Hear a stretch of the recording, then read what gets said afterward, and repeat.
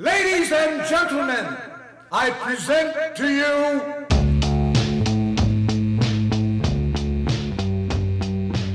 Hello and welcome to Self-Inflicted Oral Nostalgia, the Guided by Voices podcast, every GBV LP, every 2 weeks. I'm Jeff Gomez and we are now up to 2003's Earthquake Glue.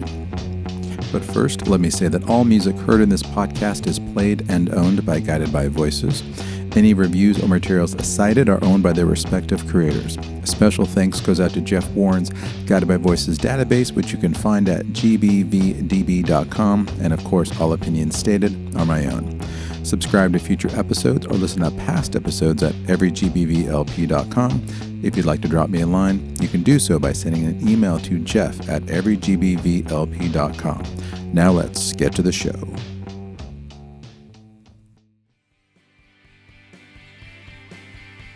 Okay, today we're going to take a look at GBV LP number 14, Earthquake Glue. This is a very personal one for me since I live in California, and earthquakes are a very real thing. So if Pollard's offering up Earthquake Glue, you know I'm going to buy. This was the second record the band put out after returning to Matador after 3 years and 2 records on TVT Records. And the same as the year prior, 2003 saw the release of not just a new Guided by Voices record, but a whole mountain of Bob-related stuff. Bob and Doug teamed up to form a new group, Lifeguards. The debut for this new project was called Mist King Earth. There would be only 2 Lifeguards records, the second one being 2011's Waving at the Astronauts.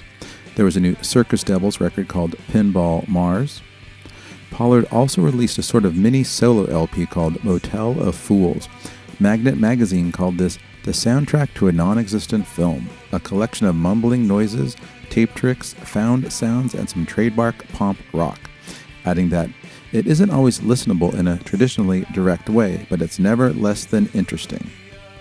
The weirdest release from this year was Phantom Tollbooth's Beard of Lightning, for which Pollard supplied vocals and melodies. Even though this is something that Bob had been doing for a while, with a variety of collaborators, what's weird about the Phantom Tollbooth record is that it had already come out in 1988, only then it was called Power Toy. Pollard was a fan of the band and the record, though he always felt the lyrics and singing needed more of a classic rock edge, so he volunteered to supply them. To my ears, the results don't sound very good, but that's probably because I'm not much of a fan of the kind of music Phantom Tollbooth create. However, it's interesting to contrast Pollard's vocals to the originals since, as the website Pop Matters wrote, many of his melodies occur in parts of the songs where there is no singing on the original, and vice versa. So it's an interesting experiment, if not one I don't ever plan on listening to again. Magnet addressed all this extracurricular activity by writing, Bob Pollard has been criticized for releasing seemingly every scrap of non-Guided by Voices material emanating from his hyper-creative being. The guy does crap an entire album after morning coffee, but what sometimes gets lost when slamming Pollard's prolific urges is that most of the stuff found on his flurry of platters is pretty good and sometimes great. The key word in all of that, to my mind, is urge. In fact, to quote Devo, he's got an uncontrollable urge. Bob just can't resist releasing stuff. It's not that he needs an editor, as is sometimes suggested. It's that he needs some self-control. And while Magnet's right that there's been some good stuff on some of these records, it can be a chore to wade through the various projects just to find a couple of quality tracks. In a short interview accompanying a review of 3 of the records listed above, the writer asks Pollard, I know you write songs all the time and you're doing other things, but are there times when you get bored doing what you do full time? And Bob's answer is pretty illuminating. He says, oh yeah, I get totally bored. I miss working a bit. That explains a lot, since the explosion of material really kicked in when Pollard stopped being a teacher and devoted himself full time to music. When he was working, he had only weekends and holidays to devote to writing songs or making collages. All of his art was done, as Thornton Wilder said of his writing, on the run.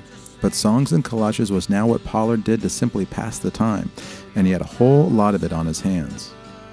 Something else that made its debut in 2003 was his magazine, Eat.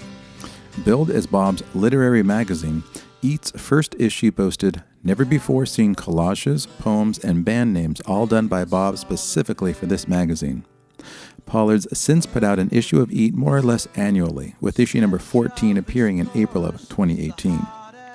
2003 was also the year that Matador's box set came out, the full name of which is Hardcore UFOs, Revelations, Epiphanies, and Fast Food in the Western Hemisphere. It was and continues to be a really impressive package. It consists of 5 CDs, a DVD, and a handsome booklet. The CDs include a compilation of live tracks, a disc of demos and unreleased materials, a CD of B-sides and compilation tracks, a copy of the best of Human Amusements at Hourly Rates, and a repressing of their very first record, their 1986 EP, Forever Since Breakfast. The best of has the same track list as the single disc edition that came out at the same time, only the box set edition goes in chronological order. I actually prefer this version since it's interesting to hear the band develop over time, not to mention go through their different eras and lineups. It reminds me of the Beatles compilation, One. Also included is the Banks Tarver documentary Watch Me Jumpstart, which chronicles the band circa Under the Bushes, Under the Stars. And while some complained at the time about its $55 price tag, it's a great addition to any GBV library, second only to Scat's repackaging of all the band's pre-Propeller LPs. As Pitchfork wrote in an 8.5 review, rather than simply lumping together a bunch of marginal or unreleased material, Hardcore UFOs actually pulls together a bunch of material fans have been anticipating for a good long while. As if all of that wasn't enough, GBV also had a new album in 2003. And unlike the drama that went into other LPs of this period, putting together Earthquake Glue seems pretty straightforward. Sure, there were the alternate titles, Model Prisoners of the 5 Cents Realm, Live at the King's Forever, and All Sinners Welcome, but there weren't necessarily alternate versions, not to mention alternate vision. Whereas past albums were whittled down from double records or saw overarching concepts being created and then scrapped, this LP seems to be a case where what you see is what you get, a conservative 15 songs and a running time of 45 minutes. It was produced once again by Todd Tobias, the former first-time producer who done such a great job in the previous LP, Universal Truths in Cycles. It was also recorded again in Dayton, Bob proving that if it ain't broke, don't fix it. And the only major change from the last record is that there was a new drummer, with Kevin March replacing John McCann. March was a veteran of a number of 90s bands, getting his start with Boston by way of Hawaii band The Dam Builders. They had a bit of a hit in '94 with the song Shrine. March then left the Dam Builders and joined the DC-based Shudder to Think. Shudder had started in the post-hardcore scene, releasing 3 records on ultra-indie Discord before making the major label jump to Epic. The band fell apart in 1998. Apparently, March was personally recommended to GBV by Dave Schaus from The Grifters and Bloodthirsty Lovers. Bassist Tim Tobias soon gave March the thumbs up, telling an interviewer, "Kevin is a great person to have on the road. He has a great sense of humor and keeps us all laughing." March proved himself to be another amazing asset to the group. He would occupy the drummer's throne until the band broke up the following year, and he would be asked back in 2013 when Bob fell out with Kevin Fennell. And the same as Doug Gillard, he remains with the band to this day. In fact, one of the most amazing things about 2017's double record, August by Cake, is that the entire band contributed songs, and the 2 that March provided, Overloaded and Sentimental Wars, are not only 2 of the best non-Bob songs in the LP, but they're almost 2 of the best songs on the record, period. So I hope he gets his own solo record one of these days. March is also the creative director at the School of Rock, where he lives in New Jersey. It's an after-school performance-based music academy, so he seems like a cool guy. For Earthquake Glue, Pollard told March to be Keith Moon, telling him to go wild. March adding, "Not many people tell you to do that in the studio, so I did." No offense to March, but don't you think Bob tells every drummer to be Keith Moon? The record's cover featured a Pollard collage, which was the first time one had graced a GBV sleeve since 1997's Mag Earwig. The back featured a photo of the band standing in the parking lot of a vacant strip mall in Dayton. The photo was taken by Ana Luisa Morales. I connected with Anna and asked her a few questions about the photo, which she was gracious enough to provide. I'll post her answers to the Facebook page. Another interesting thing to note about the packaging is that it didn't come with a lyric sheet. This was because, according to Bob, I don't think it's lyrically as good as the last one.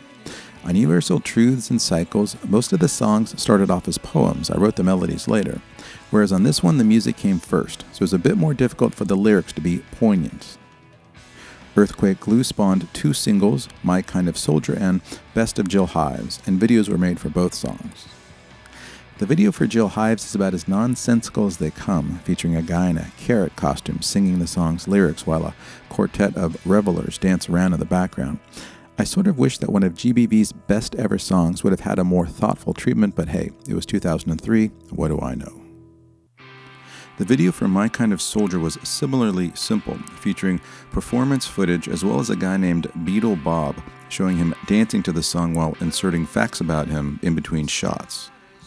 Called a rock and roll gadfly, Beetle Bob, real name Bob Matonis, goes to concerts all around the country, not to mention festivals like South by Southwest, in order to do his crazy dancing thing. In an interview with Salon, he described his signature style as getting your hands to look like you're throwing dice and then kick your leg back like a bowling move. And while some people obviously find his shtick charming, as do GBV, I assume, since they put the guy in one of their videos, plus they had him be the MC for their final shows in 2004 in Chicago, plenty of other people, including a whole bunch from St. Louis, where Bob lives, have had more than enough of him. There's even a website called Beetle Bob Sit Down, which features dozens of stories about how the guy has managed to make himself a nuisance all over town. As the website's creator, Wade Alberti, states, "I have no personal hatred of the man. It's great that he wants to get up front and dance, but there are people who are there to watch the show and don't really give a rat's ass about seeing him dance." Beetle Bob's also been accused of pilfering records from radio stations and merch tables. Anyway, a fun thing Matador did for the release of Earthquake Glue was that owners of the first 25,000 copies of the Digipack CD had a chance to find inside a golden ticket, finding one entitled The Owner to a signed copy of the Hardcore UFOs box set. The ticket is pretty fun, with a picture of Pollard that says, "In Bob We Trust" at the bottom. Once again, reviews for the record were pretty positive. Pitchfork gave it an 8.5, writing that, "This isn't a normal GBV album. This is Bob Pollard at his most direct, most natural, and finally ready to shake the stadiums down to their very foundations." Website Glorious Noise wrote that Earthquake Glue is good, solid rock, adding that it features some of Pollard's best songwriting. The review also notes that this LP lacks the shorter songs that appeared on earlier records, noting, "And gone is the filler." Stereogum, when ranking all of GBV's LPs, said of Earthquake Glue, "It took them 15 years, but Guided by Voices finally made a stadium record worthy of Cheap Trick. This is the purest form of Guided by Voices' arena rock years, a big, polished, tightly constructed beast of a record that is too damn catchy to be hated even by the lowest of the lo-fi purists." British publication The Guardian wrote, "The band shine with renewed confidence, at peace with both their boisterous lo-fi past and their brief, glossy but deadening detour into major label perfection." The review also says that, though the spirit of Keith Moon propels every passionate drum roll, The Who lusted too much and loved too little to sound this sweet. That must have brought a smile to both Pollard and new drummer Kevin March. Spin magazine was less effusive, giving the record only a C+, and calling it the band's 136th album, and writing that it feels like a gallery of napkin sketches, hazy, almost there stadium anthems that don't quite fill the stadium. Website Tiny Mixtapes struck a similar tone, writing, "The problem with this, the jillionth Robert Pollard record, the zillionth Guided by Voices album, is that it feels exactly such and not anything more." Bob defended the record in an interview with Keith Cameron in Mojo, saying, "Almost every song on the record could be on college radio. It's poppier, it's more melodic, I think, and the packaging's really cool." However, before we look at this poppy and melodic record track by track, I should also mention that before Pollard headed into the studio to record Earthquake Glue, he recorded almost all the songs that would eventually appear on the record in demo form.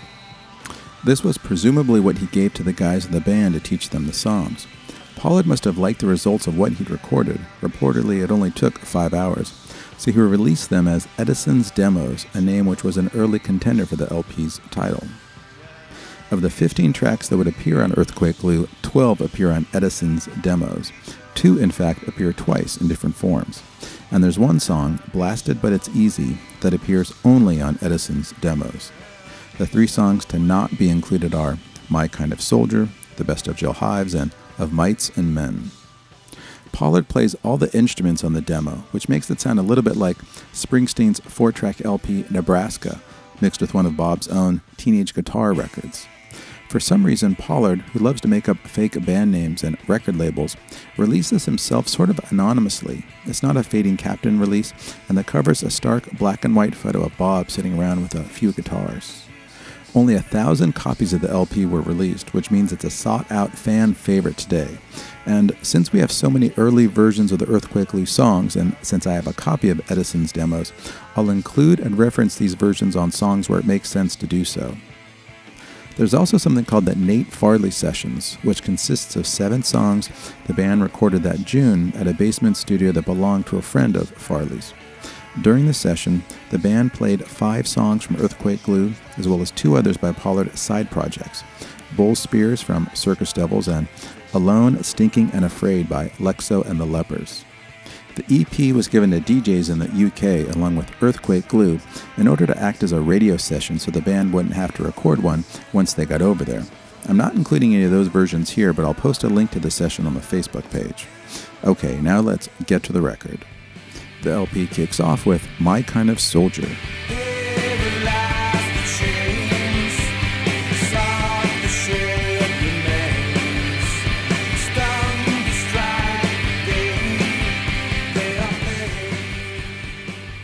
This is just an absolutely fantastic song. It's one of the best tracks on the record, and it's a great way to start the LP.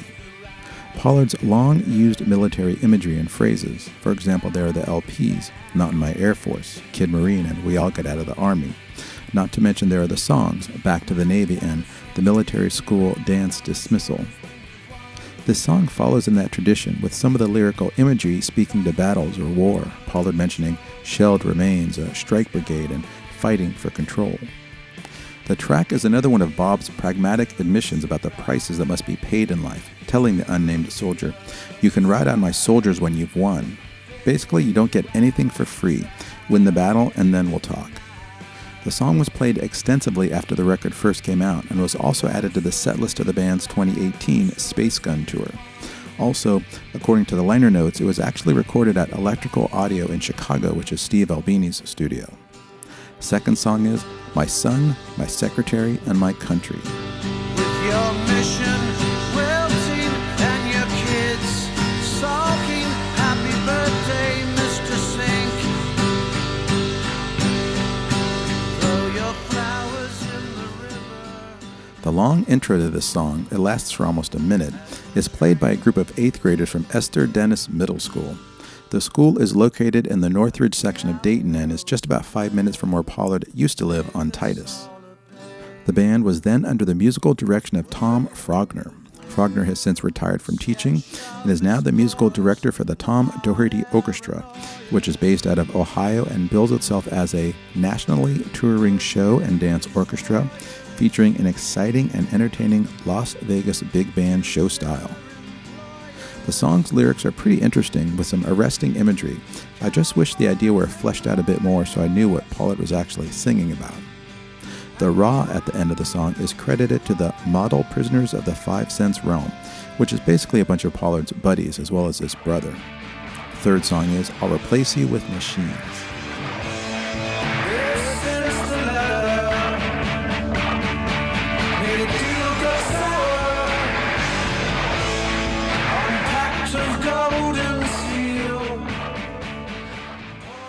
The title of this song may make you think of the Circus Devils record, When Machines Attack, which was described as 18 sonic postcards from a probable future forecasting civilizations approaching doom and the opportunities to cash in. And yet, in this song, I don't see too much evidence of a robot uprising. In fact, what I think Pollard's talking about is his own inability to say no to people. He wants to replace someone with a machine, not necessarily because they're incompetent, because he simply can't face them. The music on this track is pretty good, though the background effect, which sounds a lot like the one on Skin Parade from the last record, comes awfully close to drowning out everything else in the song. The Edison's demo version of this song was really nice, being just Bob on acoustic guitar. If since the letter made a deal go sour on pact of golden seal, postmarked. I mean, that could be in the record pretty much just like that. It sounds that good. And just for the record, a story from last year and the LA Times predicted that more than a third of U.S. jobs could be at high risk of automation by the early 2030s. So pretty much, we're all going to be replaced with machines. Next song is She Goes Off at Night. She goes off at night, never in the day, to Jesus knows where, and sweet vibrations.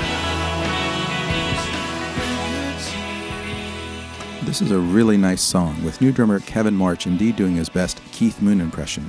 In fact, the whole song sounds very much like The Who, especially 1967's I Can See for Miles. Lyrically, the song's about escape and trying to hide from one's own reality. That actually reminds me a lot of the Tobin Sprout song Esther's Day from B1000. In that song, the eponymous character can't bear her life and just wants to escape, declaring, "Let's just go, get out of here." And She Goes Off at Night, the character is hiding from the dreams, because if she were to face them, she'd realize just how many of them haven't come true. These are characters who, as Sprout puts it, can't bear to face their dreams. Sometimes an unfulfilled fantasy is just as hurtful or damaging as your everyday reality. Edison's Demos actually has two versions of this song. One's a typical demo, but the other's a mix of just Pollard's vocals, which sounds really nice. Here's just a bit of it. She goes off at night, never in the day, to Jesus knows where, and sweet vibration, bring her tea. The next track is Beat Your Wings. Will the wind that scatters dust reveal its secrets, speak to us of many things? In the morning when This is the record's longest song at 4 minutes and 48 seconds. It's a good song with some really nice lead guitar work by Doug Gillard. The message seems to be almost an avian version of Motor Away. Instead of getting in a car and just getting the hell out of there, Bob uses the metaphor of a bird writing, "We'll beat our wings, we'll rise again." And yet, as incredibly liberating as it must be to fly, all a bird is doing is following its instinct. It's not really making a choice. It doesn't know how or why it can fly. As Pollard writes in the last line, after acknowledging the perfect high and the sweet seed growing, allusions there to both flying and getting stoned, he adds, "and never know why we feel anything. You can run wild, you can motor away, and you can beat your wings, but, as Alfred Montepert says, don't confuse motion for progress." And while the Edison's Demos version is no great revelation, it's just kind of nice to hear Pollard sing and play guitar, since he never really does that anymore. Here's a clip. will the wind that scatters dust reveal its secrets, speak to us of many things? In the morning when she comes. The next song is Useless Inventions. These times useless inventions satisfy inquiring minds. What about a piece of detentions in production of new schemes? This is a really great song that sees Pollard play social critic, which is not something he does often. While his lyrics occasionally talk about politics and national issues, most often he writes about internal and psychological issues. Maybe this is because, as he put it in the song The Other Place from GBV's debut EP, Pollard asked, "Who am I to argue the words of our prominent leaders?" But here Bob's taking aim at a modern phenomenon which has only become more prevalent and more annoying since Earthquake Glue came out in 2003, and that's the idea of solutionism. This can be defined as the belief that all difficulties have benign solutions, often of a technocratic nature. This leads us to refrigerators with touchscreens and toasters with Wi-Fi, basically smart products that end up making us dumb. For example, Time magazine's 2003 list of the best inventions for the year included a snorkel FM radio, a car boat, and bikinis made out of salmon skin. To quote Bob, "I'm getting tired of useless inventions." But the song's also an indictment of America's rampant consumerism. This is a country where department stores stay open all night on Thanksgiving just so people can save a few bucks. And President's Day is all about watching bad actors pretending to be George Washington and Abraham Lincoln in car commercials. You have to keep up with the Joneses, and that includes buying all the latest gadgets, crap you don't really need. Pollard writes of this mentality, "Realize the world of quick-fix dreams. Come on and purchase the new one. Be the first to strap it on. Lose antiquated fixations that you cannot be without." The idea that you don't need any of this shit is an antiquated notion in today's world. Musically speaking, Pitchfork described this song as endlessly catchy, as tight and triumphant as anything Pollard has ever done, adding that this song epitomizes the unfettered, imaginative reinvention of GBV. Second to last song on side 1 is Dirty Water. Mess me up, scratch liquid, feel tested, dirty water, fell asleep. This is a so-so song. There's no real tune, and a lot of the production efforts kind of sync whatever melody gets established. Also, it's only 3.5 minutes, but it feels like it's twice as long. And the Edison's Demos version isn't much better, although it's interesting to hear that the long guitar intro is even in the demo version. Mess me up, scratch liquid, feel tested, dirty water, fell asleep. Last song on side 1 is The Best of Jill Hives. Paid up, weathered and typo, glad and Gladstone, watch him go, swimming beneath the microscope. Hello, lonely, less the nation. This song just simply has to be included in my all-time top 5 list of favorite GBV songs. It's absolutely sublime. I'm bummed that it's not one of the songs on Edison's demo, since I'd love to hear Pollard sing a stripped-down acoustic version, but that's a small complaint, since what's on the record is absolutely perfect. Pitchfork, in its original review of Earthquake Glue, wrote that The Best of Jill Hives is a GBV classic by any measure, new or old. Tim Tobias, whose bass line opens the song, said of its creation, "That one rolled out real easy. Bob came in the studio one day with it all written out, and we just went ahead and did it." The fact that GBV was able to create these modern classics with no real struggle or drama shows how comfortable Pollard was with his new band and with Todd Tobias as a producer. In fact, the production of this song is amazing. The echo on Pollard's voice is huge, and it gives the already cryptic lyrics a further surreal quality. In fact, here's the opening verse. Paid up, weathered, and type O, clad in Gladstone, watch him go, swimming beneath the microscope, hello lonely, bless the nation. I had to look up the word Gladstone. Turns out it means a suitcase with flexible sides on a rigid frame that opens flat into 2 equal compartments. It's also often called a Gladstone bag. The rest of the lyrics, while similarly obtuse, do paint an Eleanor Rigby-esque portrait of a lonely woman named Jill Hives. Unlike the invitation of Beat Your Wings to just rise again, Jill Hives is sad, cursed, and grounded. She's not going anywhere. Worse than that, she's self-defeating, the narrator wondering, I don't know how you choose your words, since the ones she decides on are the ones that suit her worse. It's like the Radiohead song Just, where Tom York writes, you do it to yourself, and that's what really hurts. We're our own worst enemies. Jill Hives seems to be a spinster, having been around and left flat, but she rationalizes her loneliness, having decided that every child of God's a brat, a decision which Pollard, a father of 2, labels as tragic. In fact, the word deciding there is the key to understanding her. She wants to think that she's in charge. She's the one choosing the outcomes of her life. But then, in the next verse, Pollard references her punch-drunk history and the fact that Hives is actually like the character in Esther's Day and She Goes Off at Night, looking for a way to exit her destiny. She wants a way out, and yet, for all her rationalizations and justifications, the same as all of us, she knows she's not in charge of her own life. The choices that we're all guided by, are they really ours? How much say do we really have in our own lives? But Jill Hives manages to get by, finding escape in a 9-to-5 job and by trying to find happiness in material objects, here alluded to by Pollard's utterly brilliant reference to trifle in the crystal bowl. The word trifle has a dual meaning. It can refer to a dessert made out of cake and fruit, that huge thing that shows up at the end of the Blur video for There's No Other Way, but it also means a thing of little value or importance. Plenty of people think that expensive objects can make them happy, while plenty of others try to forget their troubles with food. And what I love about the song is that Paula doesn't condemn the character. There's real empathy here, Bob writing that, for all of her faults, Jill Hives is number one in all our souls.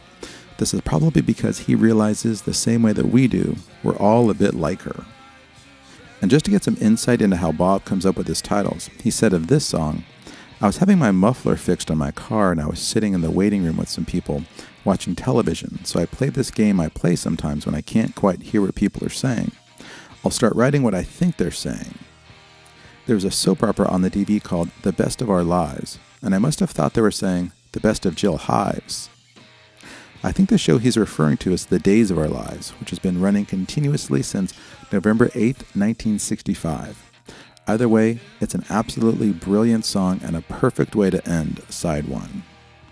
First song on Side 2 is Dead Cloud.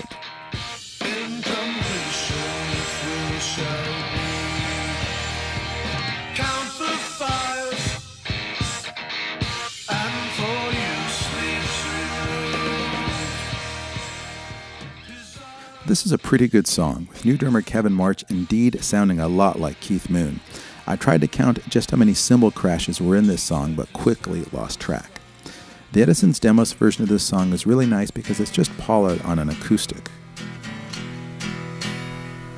Let's stand in the sun. Ascension. If the sound should be sunlight in. Second song on side 2 is Mix Up the Satellite. Sailfish like a kite when it rolls by.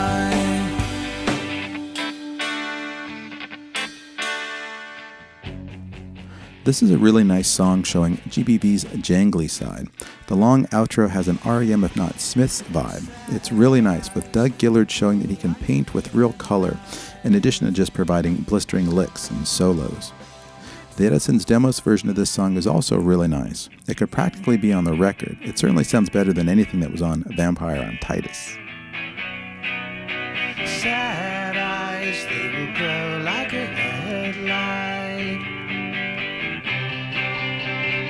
Mix up the satellite, reel up the sunrise, feel as it's rolling by.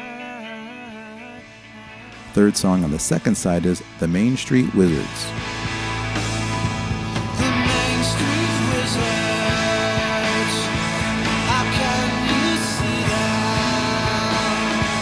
and stand up to them and you make out alright. This is another absolutely gorgeous song, with Kevin March turning in another Keith Moon performance, while Tim Tobias provides some great bass lines, and Doug and Nate provide huge swaths of electric guitar. Todd also fills in the background with some keyboard parts and synth washes. Musically, it's just a great song, plus Bob sounds great. Lyrically, it's a cynical song, with Pollard's eponymous wizards not being the kind you find in fairy tales, but rather those pundits or thinkers who get branded as such, like Bernie Madoff being dubbed the Wizard of Wall Street. Whereas Bob once proclaimed, "Trust the wizard," he's now more skeptical, asking, "Can you exchange the past?" before quickly adding, "Nothing is made to last."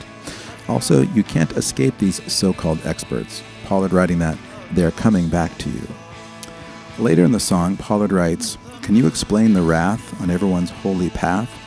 Given that this song was written not long after 9/11, I think this refers to the ongoing discussion around the role that religion plays in violence, a subject which is dealt with in Karen Armstrong's absolutely devastating book, Fields of Blood. Next song is A Trophy Mule in Particular. I wince when you map out how to get it together. and collect my troubles and brave the weather, unlocking a freak bag. Magnet Magazine called this song the ultimate grower, one of those Pollard tracks that you can listen to 100 times before you realize, holy crap, this is incredible. It is a pretty good song. The opening line, "I wince when you map out how to get it together," shows yet again that Bob just wants to do things his way. Plus the line about the rock market crumbling is just funny. The album's title of Earthquake Glue gets a mention in the song. It's among the items found inside a freak bag. In terms of the song's title, I assume that Pollard's using the word trophy in the hunting sense, meaning the things that are kept from the kill, like antlers or the skin, versus the shiny plastic thing you get when you play soccer as a 6-year-old. That being said, mules aren't hunted for sport. The line about being a soldier, in essence a trophy mule, can then be seen as an anti-war comment. You're just a target, grist for the mill. Nothing will be kept from your demise. Plus, you have no say in the matter. The person Pollard's addressing in the song is the one with the power, while he's left to brave the weather. This is another one of those songs that sounds just great in the Edison Demos version. It's also great to hear how much the other guys in the band brought to these tunes. I wince when you map out how to get it together and collect my troubles and brave the weather, unlocking a freak bag. The next track is Apology in Advance. I apologize in advance for the jigsaw's missing teeth, for the animals in their holes, at least. This is an okay song. For my ears, some of Bob's lyrics hit a bit too hard on the rhymes. We're not too far off from bulldog skin territory, as Pollard writes, eyes, ties, despise, and plate, wait, contemplate, fate. He also puts in another reference to current events. Remember that the year this record came out, 2003, is when America invaded Iraq after having already invaded Afghanistan, Bob writing of a disabled vet. In fact, according to a Boston Globe story from 2012, a staggering 45% of the 1.6 million veterans from the wars in Iraq and Afghanistan are now seeking compensation for injuries that they say are service-related. Of course, this is still Pollard, so a few lines later he writes that he's been around the block, I even threw up one street over. Second to last song is Secret Star.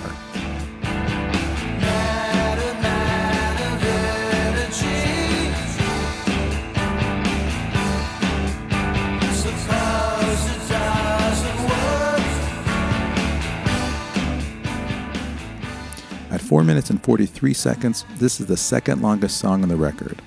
Most of that time is taken up by a long intro and the fact that the song just sort of stops in the middle for about 30 seconds.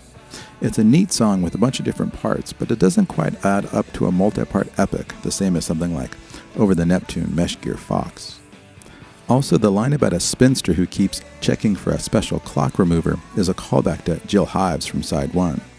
Again, the Edison's Demos version of this song sounds really nice. If it was played on an acoustic and was just a bit slower, it could easily fit on any one of the early records, or even the ones the band were releasing around this period.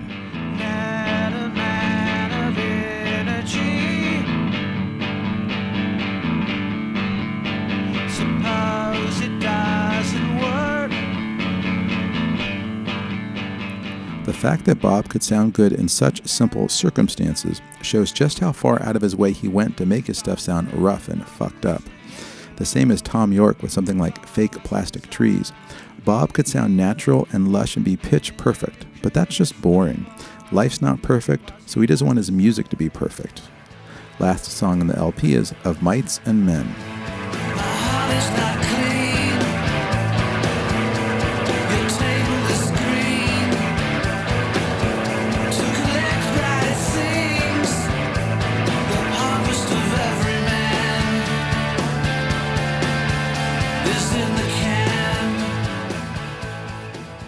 The same as The Ids Are Alright from previous LP, this title contains two references.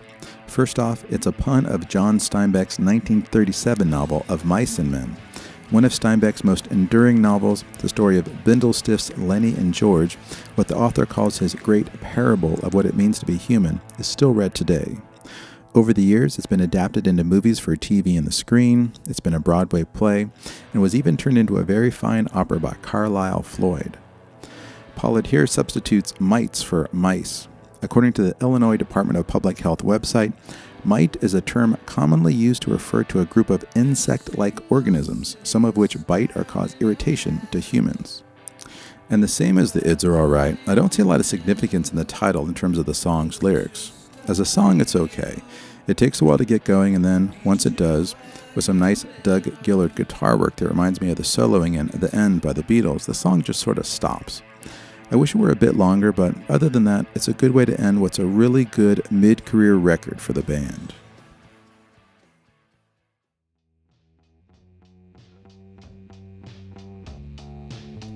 Okay, that's it for the show. In the next episode, I'll be looking at 2004's Half Smiles of the Decomposed. It's the last record the band recorded for Matador, and it should have been the group's final record, period. Until then, subscribe to the show, leave a review, and God bless the Monument Club. Disarm the sexless. The new drive.